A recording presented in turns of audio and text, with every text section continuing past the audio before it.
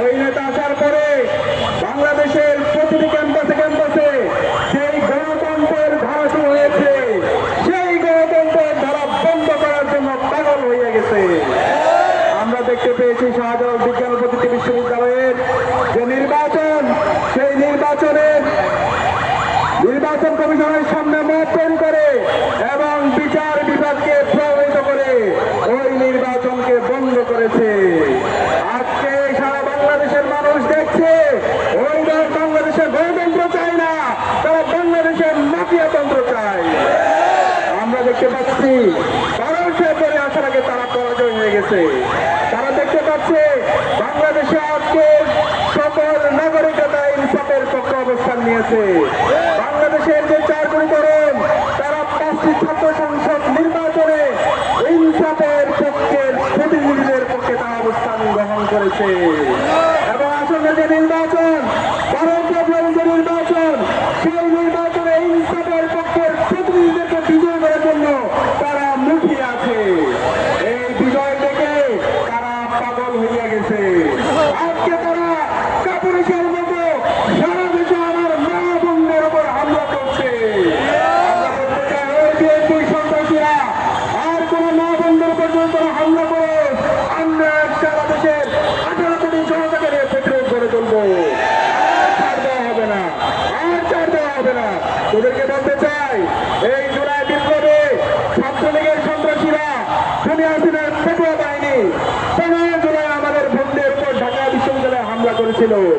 এরপরে যে গণবিপ্লব শুরু হয়েছিল, সেই বিপ্লবের মাধ্যমে এই খুনি হাসিনা বাংলাদেশ থেকে দিল্লিতে পালিয়েছিল। সাবধান করছি, আর কোন মায়ের উপর হামলা করো, আর কোন আমার বোনের উপর হামলা করো, তোদেরকে আমরা আর এক মুহূর্তে সহ্য করবো না। সুতরাং সাবধান করছি, জনাব তারেক রহমান, আপনি মজলুম ছিলেন, আপনি চালে ভরে উঠবেন না, ছাড় দেব না। আমরা একই সাথে বলবো বাংলাদেশের সকল নাগরিকদেরকে, যে মা আমাদের 10 মাস 10 দিন গর্ভধারণ করে আমাদেরকে জন্ম দিয়েছে, যে বোনকে আমরা জীবনে সবচেয়ে বেশি ভালোবাসি, সেই বোনকে, সেই মাকে, সেই সন্তানকে যেই সন্ত্রাসীরা, যে কুলাঙ্গারা হামলা করছে, বিরস্ত করা হুমকি দিচ্ছে, তাদের বিরুদ্ধে আগামী 12 ফেব্রুয়ারি গণনায় দিতে হবে। আগামী যে বাংলাদেশ হবে, সেই বাংলাদেশ হবে ইনসাফের বাংলাদেশ। আগামী যে বাংলাদেশ হবে, সেই বাংলাদেশের চাঁদাবাজ, টেন্ডারবাজ, সন্ত্রাস এবং দর্শকের কোনো ঠিকানা হবে না। আমরা বলতে চাই, নির্বাচন কমিশনার আপনারা কি করছেন? আপনারা হাতে চলে দিয়ে বসে আছেন কেন? আপনারা কি জানেন পিছন দিক দিয়ে এরকম দর্শক খুনে হাসিনার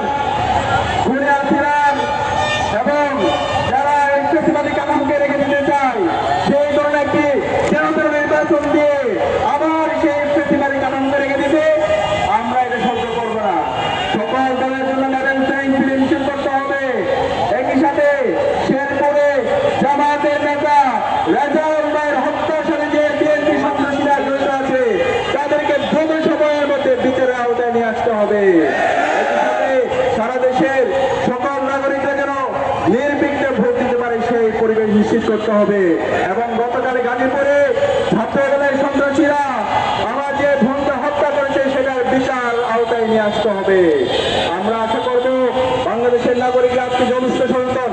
এই জুলাই বিপ্লবের আকাঙ্ক্ষাকে যারা ধারণ করে, যারা গত 16 মাস জুড়ে, 1.5 বছর জুড়ে যারা জনগণের পাশে ছিল, তাদেরকে এই বাংলাদেশের নাগরিকরা 12 ফেব্রুয়ারি নির্বাচনে বিজয়ের মাধ্যমে তারা আগামী দিনে তাদের প্রতিনিধি হিসাবে নির্বাচিত করবে ইনশাআল্লাহ।